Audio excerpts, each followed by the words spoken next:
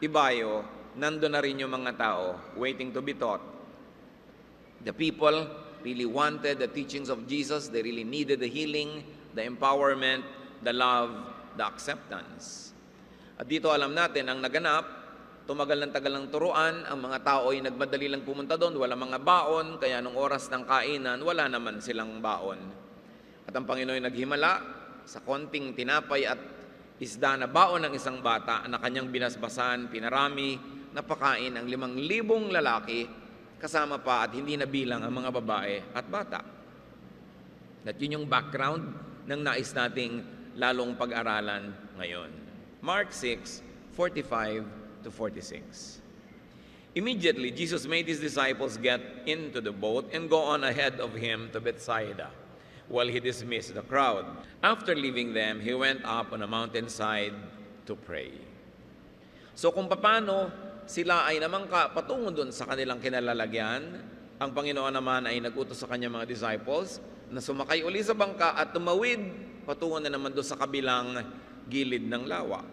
Siya naman ay naiwan kasama ang pulutong ng mga tao at matapos ang patuloy na kanyang pagminister sa kanila ay isa-isa na nilang pinauwi. Matapos yon na natiling mag-isa ang Panginoon at sa may gilid ng isang burol, siya ay nanalangin. Mark 6:47-50. When evening came, the boat was in the middle of the lake, and he was alone on land.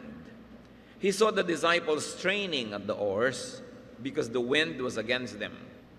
About the 4th watch of the night, he went out to them, walking on the lake. He was about to pass them by, but when they saw him walking on the lake, they thought he was a ghost. They cried out because they all saw him and were terrified.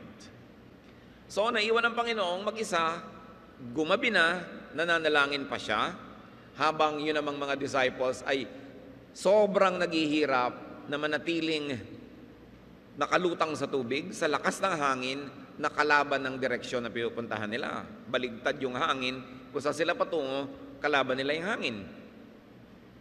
Between Jesus and the disciples was half of the lake. Dahil sinabi sa atin sa scripture, nasa kalagitnaan na ng tinatawag na Sea of Galilee, which is actually a lake, yung bangka. Jesus was on solid ground, praying, peaceful. A picture of serenity. Meanwhile, sa kabila naman ng lugar na ito, the disciples were in the darkness. They were in the middle of the lake, rowing against the wind, struggling hard. Napaka-cinematic. Isang Jesus na tahimik na nanalangin at pagkatapos yung kanyang mga disipulo striving to stay alive. But the Bible tells us that Jesus could see them despite the darkness and the distance. Bagamat malayo, madilim, kita ng Panginoon ang nangyayari sa kanyang mga alagad na hirap, na sumasagwan, gumagaod, sapagkat hindi nila pwedeng pakinabangan yung layag dahil kontra sa direksyon ng hangin ang kanilang direksyon, ang pinupuntahan nilang lugar. Then much later, as if the terror was not enough, Jesus walked on water toward them and was about to pass the boat. Hindi na nga maintindihan ng mga disciples yung nangyaring pagpapakain sa 5,000 lalaki plus women and children na pinagmulan ay 2 isda at 5 maliliit na tinapay. Hindi pa nila yun naintindihan, napasabak na sila sa isang bagyo na sinisikap nila na manatiling buhay at nakalutang yung bangka nila, tapos biglang merong naglalakad sa tubig na hindi naman nila kilala kung sino. The disciples, tired and scared, even got more terrified that they started screaming. Mga malalaking lalaki, mga manging isda, matitipuno, hindi na napigil ang mga sarili at nangagsigawan na sa takot dahil talaga namang sabay-sabay ang hindi nila maintindihan. At anyo, nalalampas pa sa kanila itong naglalakad na ito sa tubig. Humahangin, humahampas ang tubig sa kanila, malakas ang alon, tapos may maglalakad pa sa tubig. Mark 6:50-51. Immediately he spoke to them and said, "Take courage, it is I. Don't be afraid." Then he climbed into the boat with them, and the wind died down. But at the same time he said, "Don't worry, I am Jesus. Don't be afraid." So Jesus assured them. Nagpakilala siya dahil napagkakamalan na siyang isang multo. And Jesus introduced himself, told them not to be afraid, and then joined them in the boat, in that order. Pagtapak na pagtapak ng Panginoon sa bangka, na sinisiklot-siklot at hinahampas-hampas ng alon, biglang tumahimik ang bagyo. The wind died down. Himala na naman ito. Hindi mo pa naiintindihan yung kanina, may bago na naman. Biglang tumigil ang pag-ihip ng malakas na hangin, pumayapa ang tubig, nawala ang malalaking alon. Mark 6:51-52, they were completely amazed, for they had not understood about the loaves. Their hearts were hardened. Sabi ng Contemporary English Version, the disciples were completely confused. Their minds were closed, and they could not understand the true meaning of the loaves of bread. So the disciples, to repeat, were completely confused. Litong-lito sila, their minds were completely closed. Hindi nila maunawa. They couldn't understand how the miracle happened involving the loaves of bread. There was one mystery, and to the human point of view, one terror after the other. What major lessons can we glean from this powerful story? First of all, that Jesus sends his people on boats to row to cross bodies of water. Minsan kasama siya agad, kasabay, minsan pinapauna, minsan pinapasunod. Pero ang Panginoon, ang kanyang mga alagad, pinapupunta niya mula sa ganitong lugar patungo sa ganoong lugar. Madalas, kailangan silang magsikap, magsagwan, gumaod, magtrabaho. And in these travels that the Lord sends his people, the sailing could get rough. The going could get tough. The mission could be difficult, even questionable, and scary. Kung papaano ang mga disipulo ay pinasakay ng Panginoon sa bangka, matapos na sumunod sa Kanya, bagyo ang inabot at hirap at takot, nangyayari rin sa atin yun ngayon. May mga ipinapagawa sa atin ng Panginoon, may mga pinapapuntahan, mayroong mga misyong ibinibigay sa atin, mga papel na pinapagampanan, na hindi laging madali. Minsan akala mo lulubog ka na, akala mo pinabayaan ka na. Life itself could be a struggle. Yung mabuhay ka lang, kuminsan ay isa ng malaking accomplishment. Kahit hindi ka pa guminhawa, hindi ka pa yumaman, hindi ka pa gumaling sa lahat ng sakit, yung buhay ka pa lang dyan, isang napakalaki na pwede nating masabing accomplishment. Because life would be very difficult. And even if it is Jesus you're obeying, if it is a travel that Jesus tells you to do, a mission that the Lord commissions you to do, a command that God tells you to do and obey, hindi ko mo sumusunod ka, dumadali ang buhay. Hindi ko mo ginagawa mo ang dapat, marapat at inutos, dapat mo nang asahan na magiging maluwag, basagana, tahimik, payapa, madali.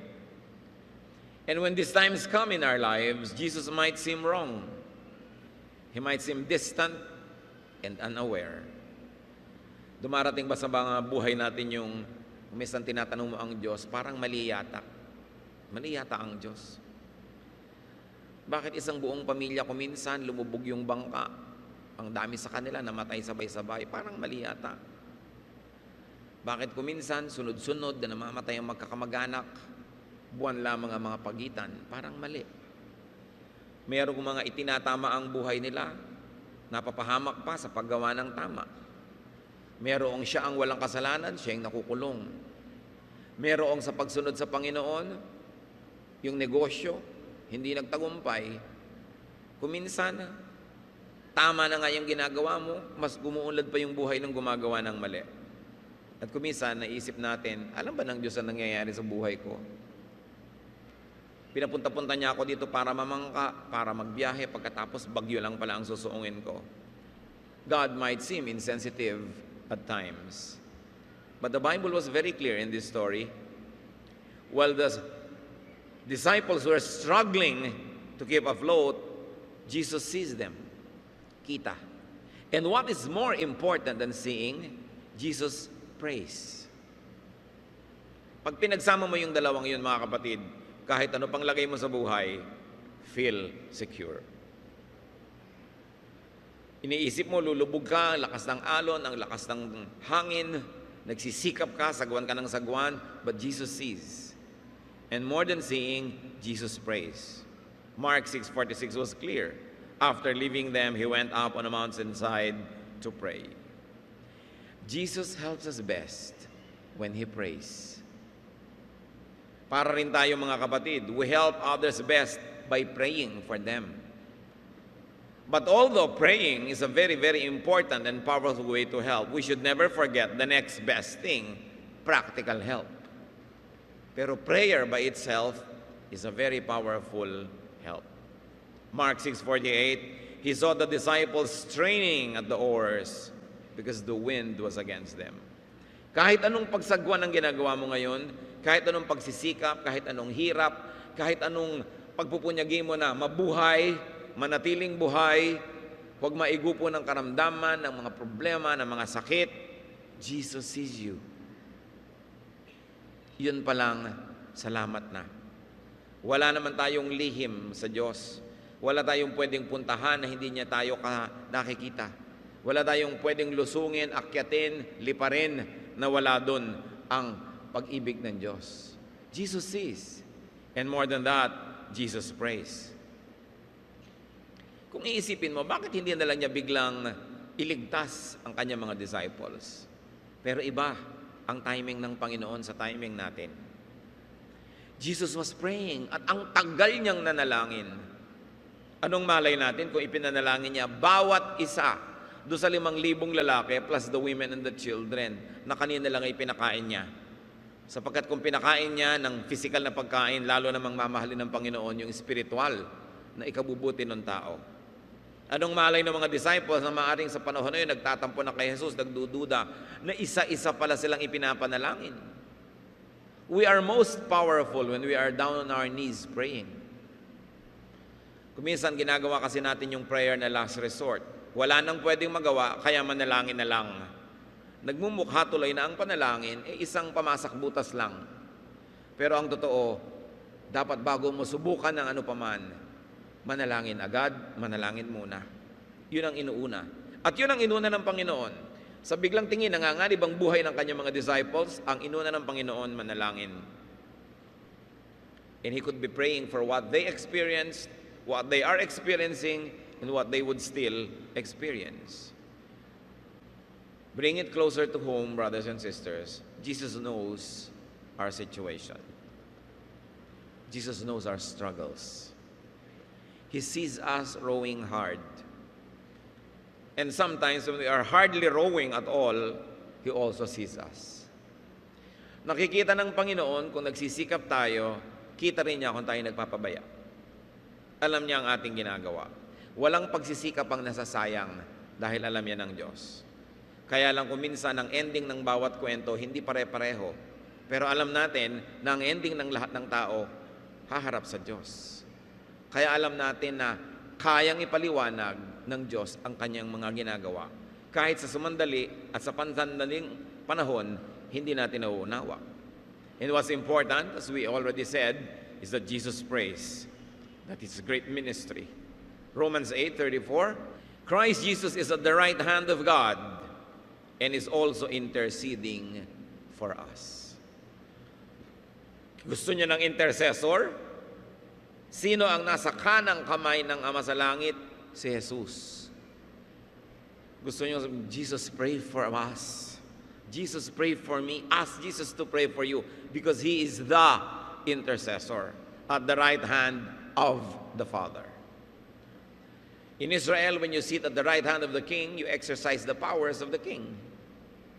At kahit sa ating mga social arrangements, sa dinner, yung host, yung pinaka-importante niyang guest, nasa kanyang kanan. And Jesus sits at the right hand of God. Ano sabi ng Bible? Interceding for us. Laging nakikiusap sa Diyos Ama para sa ating kapakanan. So do not be confused in your prayers, my brothers and sisters. God the Son is not God the Father. Jesus is not the Father. You pray to the Father in the name of Jesus, the Son of God. Because even Jesus, when he taught his disciples, taught them how to pray, Our Father who art in heaven. So prayer is addressed to the Father in the name of the Son. Huwag kayong malilito sa role ng God the Father, ng God the Son, ng God the Holy Spirit. Pray to the Father. Hebrews 7:25, therefore he is able to save completely those who come to God through him, because he always lives to intercede for them. Lahat daw ay nakararating sa Ama sa pamamagitan ng anak,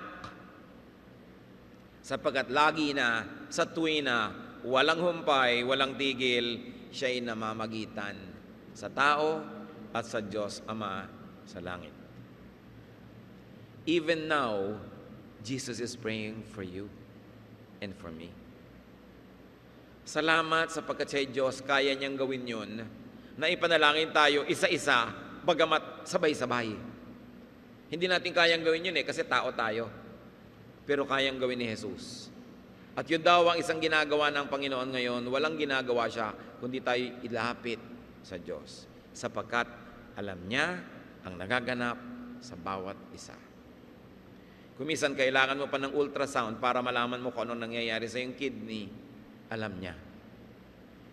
Kailangan mo pa kumisan ng mga 2D echo, kailangan mo pa ng x-ray para malaman ang nangyayari ng blood count.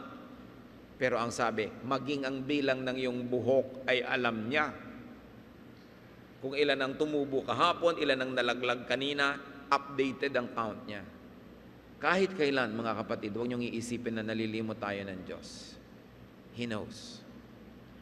At kung hirap na hirap ka man ka sa sagwan na parang walang mangyari, hindi yun totoo. Hindi yun totoo. Hintayin mo ang kanyang deliverance. So, ang title ng ating pag-aaral, Just Keep Rowing. Because Jesus knows. Sa wakas, ayan na yung title.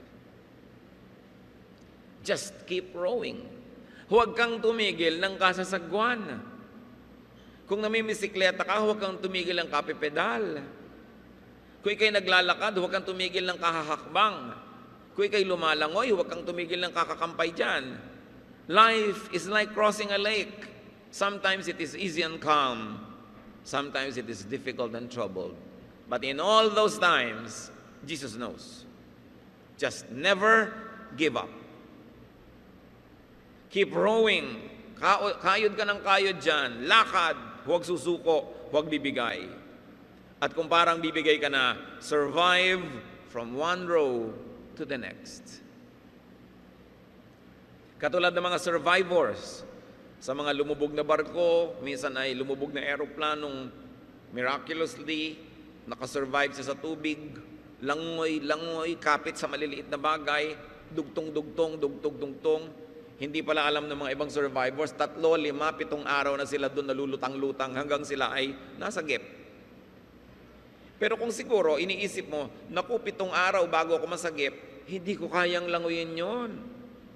Hindi ko kayang lumutang ng 7 araw, walang pagkain, walang tubig. So, lulubog na lang ako, yun ang madaling gawin. Hindi na ako magsisikap, wala din naman mangyayari. Pero dahil umaasa ka, isang langoy, susundan mo ng kasunod na langoy, isang sipa, konting pahinga, lutang, hindi mo alam, mga araw na pala ang binilang at nasagip ka. Ganyan ang kasaysayan ng mga nasagip. Yung mga kasaysayan ng mga gumaling sa mga malalalang mga sakit, akala mo ikamamatay mo na. Pero inom ng gamot, exercise, inom ng mga herbs, kain, hindi mo malulun-lulun, nilulunok mo, pag pinagdugtong-dugtong, nabuhay ka na pala, humaba. Ganon din ang mga pagtitiis. Pagtitiis mo kumisan sa asawa mo, minuto, araw-araw, talagang nagpapasensya ka, nagtitiis ka, hanggang biglang dinapuan siya na Espiritu ng Diyos, nagkaroon ng kaliwanagan, nagbago. Pero sana, give up mo na 3 months ago. Hindi mo alam, isang araw na lang pala, magbabago na eh. At meron mga ganoon, kung kailan, hayo na lang yung darating na pagliligtas, doon pa sumuko. Kaya ang sinasabi natin, survive from one row to the next. From one night to the next morning. And from one morning to the next night. dahil sa tulong ng Diyos, makakaraos ang kanyang mga anak. Hindi dapat nawawala ng pag-asa. Hindi dapat sumusuko. Huwag titigil sa paggawa ng tama, ng mabuti, at ng dapat. Galatians 6:9, let us not become weary in doing good, for at the proper time we will reap a harvest, if we do not give up. Huwag daw sasawa, huwag susuko, huwag titigil sa paggawa ng mainam. Don't be a quitter. Sa tamang panahon, aani ka ng iyong mga itinanim. Kung minsan, sinasabi mo, bakit naman yung kilala ko, nakamatayan na yung hirap niya, hindi pa rin nagbago yung asawa. Nakamatayan na rin yung ganyan-ganyan.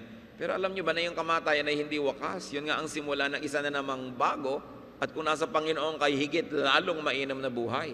Kaya nga kumisan, pasalamat ka at namatay ka na dahil namatapos na yung hirap mo. Nagsimula na yung ginhawa.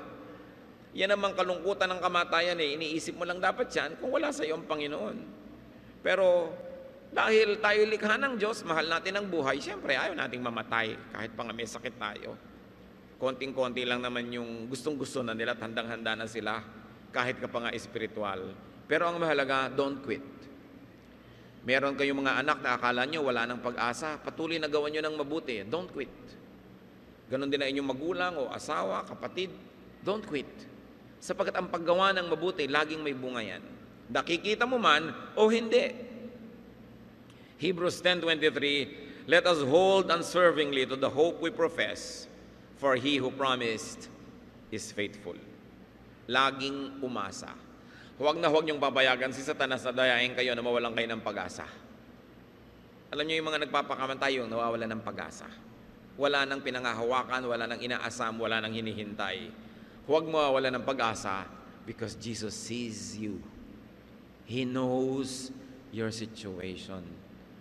Yung pinasan niyang krus, yung tinanggap niya mga hampas at mga sugat, kasama doon ang paghihirap natin ngayon na tinubos niya. But though God knows, He does not always act instantly. God doesn't always act immediately according to our clock.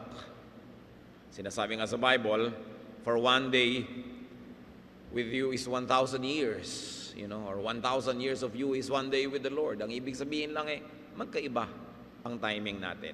Hindi laging pareho. At madalas yan, kahit sa Biblia, maraming example na parang yung si Jesus mismo, nagpabaya, ang tagal-tagal bago kumilos. Halimbawa, nakarating ang balita sa kanya na ang pinakamamahal niyang kaibigan matalik, si Lazarus, naghihingalo. John 11:5-6. Jesus loved Martha and her sister and Lazarus, yet when he heard that Lazarus was sick, he stayed where he was 2 more days. Nagpasabi na sa kanya na napakalubha ng kanyang kaibigan at minamahal na si Lazarus, pero 2 araw pa siya na nanatili kung nasan siya, hindi pa siya nagpunta agad. Nung pumunta ang Panginoon, patay na yung Lazarus Kaya sabi sa kanya nung kapatid, John 11:21, nung dumating si Jesus, Lord, Martha said to Jesus, if you had been here, my brother would have not died. Hindi nasisi na nga siya. Kung dumating ka lang sana sa oras, Lord, hindi namatay ang kapatid ko. Pero alam natin, di binuhay ni Jesus. Yun lang pala. Lazarus, bangon. Hindi bumangon. Ngayon, hindi naman lahat ng kapatid nating nakalibing na magbabangunan. Baka kayo mismo, baka ayaw nyo na rin nun. Di ba? Pero, bumabangon tayo lahat sa piling ng Diyos. Hindi mo sasabing namatay tuloy yan, natapos na. Ang totoo, may bago nagsimula. Natapos lang pansamantala, yung pakikipagniig natin sila dito sa balat ng lupa, pero ang lahat naman magkakaroon ng grand reunion sa piling ng Panginoon. Kaya napakahalaga ng pananalig. Napakahalaga na nauunawa natin yung timetable ng buhay ng tao at kung kailan siya babalik sa Diyos. Para kahit ano ang hirap, di ka sumusuko. At kung abutan ka ng kamatayan ng iyong katawan, sa gitna pa rin ng hirap, pagkahango sa hirap yon. Everything that happens is a blessing to those who love God and who are called according to His purpose. Ang mga anak ng Diyos ay laging blessed, kahit sa tingin natin, hindi. At yun dapat ang lagi nating ipanalangin, mga kapatid, na makita natin yung hindi natin nakikitang blessing. Maunawa natin yung hindi magagap ng isip natin na hiwaga ng Diyos. Though God comes near and to the rescue, He doesn't always clearly reveal Himself. Kita ninyo, lumalapit na si Jesus, dapat ikatuwanan nila, nagkatakutan palalo dahil ng pagkamala nilang multo. Saka nga naman nakakita ng naglalakad sa tubig. God doesn't always clearly state His agenda. May ipinapagawa siya sa'yo, hindi mo maintindihan, bakit ba kami pinasakay-sakay sa bangkang ito? Katulad nun, pinasakay sila sa bangka para magpahinga, pero pagdating nila sa kabilang pangpang, mas marami pang taong nang doon naghihintay sa kanila kaysa sa iniwan nila doon sa kabila. Hindi rin sila napahinga agad. Na-delay. Pero pinagpahinga din naman sila eh. Kaya kung na-delay ang blessing ng Diyos, hindi ibig sabihin walang blessing na darating. Hindi delayed yun sa Kanya, sa'yo lang. Kasi may isa kang sarili mong timing eh. Yung Kanyang agenda, yung Kanyang layunin, hindi laging malinaw. Bakit niya pinasakay-sakay sa bangka? Yung pala, susuong sa malakas na bagyo. Yun naman pala, may iba siyang plano. Magpapakilala siya sa isang grandeng paraan. Maglalakad siya sa tubig. Paano kung nasa lupa lang yun? Anong tubig ang lalakaran? Hindi naging dramatic, maganda, powerful ang pagpapakilala. At hindi ba mas malalim ang takot mo pag nalaman mo hindi mo pala nakakatakot, mas mataas naman ang iyong ligaya. Kaya yung mga talagang naghirap, pagkaya ng umaanin na ng pinaghirapan, napakasarap. Nakapagtanim na ba kayo ng punong kahoy na namumunga? Pag namunga na, iba ang sarap. Kasi tanim mo. Kaya yung mga itinatanim natin sa hirap, sabi nga sa Bible, those that plant shedding tears will harvest with songs of joy. Ang pag-iisa natin, ang paggaod na ganyan, ang pagsagwan, meron lang yung itinatanim tayong mabuti, lalo't kung ginagawa natin sa pananalig. Mark 6:48, He saw the disciples straining at the oars because the wind was against them. About the 4th watch of the night, He went out to them, walking on the lake. He was about to pass by them. At nagmukha pang lalampasan niya. Ganon si Jesus, style niya yan. Nung naglakad siya, kasama yung dalawa patungo sa Emmaus. Nung dumating yung dalawa sa village sila, si Jesus umakmapang maglalakad pa ng malayo, pinilit lang para magstay. Pero alam naman natin, gusto niya magstay. Ito, alam natin, gusto niya pumunta sa bangka, pero anyong lalampas pa siya. Kumisan, gano'n ang pakiramdam natin kay Jesus, para tayong nilalampasan. Parang hindi ka napansin. Parang hard to get. Ano ba naman to? Naglalakad pa, pipilitin pa para magstay. Style niya yun eh. At mas naiintindihan natin yung style niya, mas gaganda yung pakikitungo natin sa Kanya. Kailangan, nagpe-pray ka talaga. Pray ka ng pray. Kung kailan ka pa kumisan malalagotan na ng hininga, tsaka biglang humaba ang buhay mo. Kung kailan talagang ayan na, nasusunog na yung kapitbahay, doon sa dingding mo na lang tumigil. Yung suspense, maraming ganun ng Panginoon. Nagdadagdag din naman ng kulay sa buhay. Ang mahalaga, habang hindi mo alam kung anong kakahinatnan, magtiwala ka. At kung kahit yung kinahinatnan, hindi yun ang inaasahan mo, magtiwala ka pa rin. Because Jesus knows. It's so important. Alam niya. Ang halaga. So Jesus appeared like He was about to pass the boat. At times, God may seem insensitive. He may seem busy with other concerns. He may seem uncaring. But it is not true. God is God. And because of that, God is mysterious. God is not always easy to understand. But you know what matters? He understands us. God is not always easy to see, but He sees us. We don't always pray, but Jesus prays for us. Kaya nang dapat na security na laging na-enjoy ng mga mananampalataya. At nung lumapit na si Jesus sa kanila, na kanina pa nila ipinapanalangin, nasa na kaya si Jesus? Jesus, halika na, halika na. But Jesus' appearance even scared and terrified them. God's rescue, God's help, and God's presence is not always easily recognizable. Kuminsan, dasal ka ng dasal, natulungan ka ng Diyos, pero yung pagdating ng tulong ng Diyos, nakakatakot kuminsan, hindi mo nalalaman, yung pala yung tulong. Yun pala yung blessing. Siya na pala yung dumarating. So at times we become afraid and worried because God comes so near. Sometimes we become worried because we do not recognize God and God's way. Kaya dapat isang goal natin is to know God, to know His ways, to know how He deals with people. Kasi yun at yun din naman. Meron ding pattern ang pakikitungo ng Diyos sa tao. Mas naiintindihan mo yung ugali ng Diyos, mas makakasundo mo siya, mas tatahimik ang iyong buhay. At tulad nga ng binanggit na natin sa mga bagay na hindi natin maintindihan, just trust and just welcome God into your boat. into your life, into your fears. Kung ano ang karanasan ng mga disipulo noon, karanasan din natin ngayon. May bangka tayo, hinahampas-hampas ng alon, hinahampas ng hangin, binabasa ng tubig, inaakyat at sinasampa ng alon, hirap na hirap ka sa buhay. Nararanasan natin yon. Mark 6:51, then he climbed into the boat with them, and the wind died down. They were completely amazed. Gusto ninyong matigil ang paghampas ng alon sa inyong buhay, pumayapa ang tubig, matahimik ang buhay, welcome Jesus into your boat, into your home. Alam niyo kung bakit marami mga tahanan na magulo, hidwaan, gulo, awayan? Kasi wala doon si Jesus hindi siya ginagawang hari. Bakit maraming organisasyon na magulo, maraming bansa ang magulo? Kasi hindi nila ginagawang hari si Kristo. Pero nung siya ay sumampa, tumahimik. Pero huwag kayong malilibang. Dahil may kasaysayan naman na nakasakay si Jesus, kasama rin itong mga alagad na ito, bumagyo pa rin. Lumakas pa rin ang hangin. Iba naman ang treatment, iba naman ang style. Nandun si Jesus sa bangka. Sinikot-sikotin ang alon. Takot ang mga disciples, sabi ko, hindi sila kaya pinipigil. Sabi ni Jesus, ano ba naman kayo para yan lang? Tahimik bagyo, tahimik ngayon ang bagyo. Ang ending pa rin. So kung nasa bangka mo ikaw, basta kasama mo si Jesus, magulo man o tahimik yung tubig, man o madali ang biyahe, basta kasama mo si Jesus, relax ka na. Kasi hindi laging naiintindihan, hindi laging pare-pareho. You know, our joy must not be dependent on events, because events can happen. Your joy must be God lives in you, no matter what the events.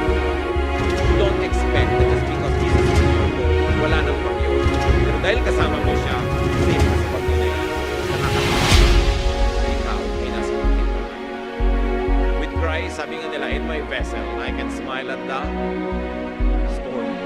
Yung mga kanta niyan, lalo kung bakit kayo sa church, I can smile at the storm. Pero sa kabila, no, napansin natin, the disciples remain confused. Hindi naman nila naintindihan. Kung may hindi kayo naintindihan, hayaan nyo na lang. Nalilito kayo, sabi mo, yung mga disciples din nalito. Sila nga kasama doon, nagkalito-lito sila eh. So, huwag nyo nang asamin na maintindihan lahat yan. Manalig na lang kayo sa Diyos, manalig kayo sa Kanyang pag-ibig, manalig kayo sa Kanyang kapangyarihan, iasa nyo ang lahat sa Kanya habang ginagawa nyo kung anong tama. Tandaan ninyo, sumasagwan pa rin yung mga disciples kahit nagdadasal. Hindi dasal ka ng dasal, tapos hindi ka na magsasagwan. May sakit ka, magdadasal ka, hindi ka na inom ng gamot. Hindi ka na mag-diet, gusto mong magpapayat. Gusto mong umunlad, magdadasal ka na lang, hindi ka na magtatrabaho. No, they were praying, but they were working. Sabay. So pinagsasabay mo sa buhay yan. Kasi ang tunay na pananalig, may kasamang aksyon. May kasamang gawa. Naintindihan man nila o hindi, it's important because they welcomed Jesus nonetheless. They continued sailing with Jesus. Kaya kayong mga kapatid, tayo, let's continue sailing with Jesus. No matter what your understanding or misunderstanding or lack of understanding, no matter what the situation in your life, magulo, tahimik, go on. Let Jesus be on your boat. At kung nandyan si Jesus, huwag niyong asahan laging magically tatahimik. Kumisan kaya nga may bagyo dahil nandun siya. Yun pala para lalo niyong makita ang kanyang kapangyarihan. Continue with Jesus, though you may have questions and unresolved issues. Hindi na masasagot ang lahat ng theological issues. Pag harap niyo sa Panginoon sa kabilang buhay, pagtatanong niyo lahat, malalaman niyo lahat yan. Ang mahalaga, kasali kayo doon sa kabilang buhay para makapagtanong kayo doon. Dapat kasali ka sa biyahe. And let Jesus reveal Himself to you progressively and wonderfully. No matter what your situation in life right now, this story teaches us only one thing. Just keep rowing. Huwag kang susuko. Napakalungkot ng gabi, nakakatakot, nakakanerbiyos, nakakagalit, nakakawala ng pag-asa. don't drink that poison. Just keep breathing. Keep living.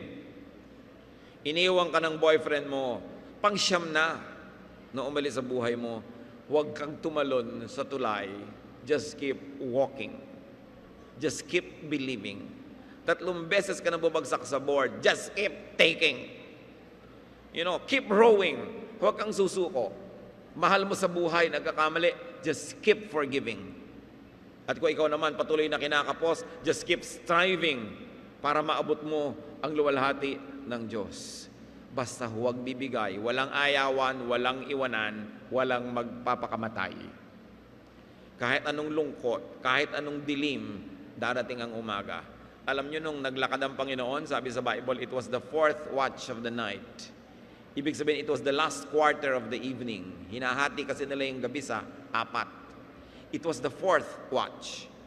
It was the darkest time. Kasi kasabihan, it is always darkest just before dawn. Sa sobrang dilim, bago magbukang liwayway, doon pa lumabas sa parang multo. Pero hindi pala, dahil matatapos na yung dilim. Kaya kayo man, anumang kadiliman, anumang pagkasawa sa paggawa ng mabuti, anumang gusto nating pagsuko, don't give up. Never say give up. Because the Spirit of God is powerful, and above all, Jesus sees you. Jesus knows. So keep working, keep doing what you must. Stay afloat, row, swim, stay alive. Habang binubuhay ka pa ng Diyos, may maganda pa siyang plano sa iyo. Keep believing. Kahit 3 na ang bumigo sa iyo, keep believing in people. Dahil baka yung ika-4, yun na. O maka-7 pa, o ika-9 pa, just keep believing. Hoping, loving. Keep trying to live the way life must be lived. Because every day of life is a gift from God. We must never even think of ending it. We must even think of ending beautiful relationships dahil lang nadadala tayo. Hindi mo alam, yung palang pagbabago, ayan na, just around the corner.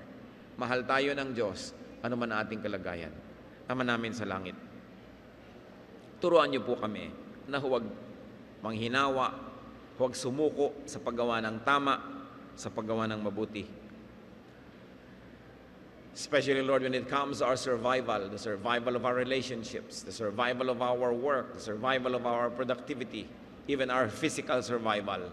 Turo mo sa amin, Lord, one day at a time, one step at a time, just do the right thing. At pagtagal ng panahon, makikita namin, lilingunin namin, ang tagal na pala, na kahit one step at a time, marami na at malayo na amin narating dahil sa tulong nyo. Buhayan nyo ang pag-asa ng iyong mga anak. Sa kapatiran ngayon, sa aming kapaligiran, kung meron man dito, Panginoon, na nawawala ng pag-asa, nawawala ng lakas ng loob, pinanghihinaan, nais ng sumuko sa anumang bahagi ng buhay niya, buhayin mo ang aming pananalig sa inyo. Papagningasin mo sa aming dibdib ang init na iyong pagmamahal, Panginoon. At sumakay ka sa aming bangka. At kung alam namin, Panginoong, nakasakay ka doon, tumigil man o hindi ang alon, payapa man o magulo ang tubig, tatahimik ang aming loob. Hindi dahil sa gulo na nasa labas, kundi dahil sa tahimik ng puso namin dahil nandun kayo.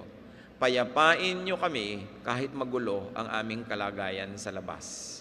Patahimikin nyo ang aming espiritu, papagpahingahin nyo ang aming damdamin kahit maraming problema sa labas, maraming gulo. Pag humiga kami, Panginoon, patulugin nyo kami kahit maraming dapat pagkapuyatan at paglamayan at pag-isipan, papahingahin nyo po kami.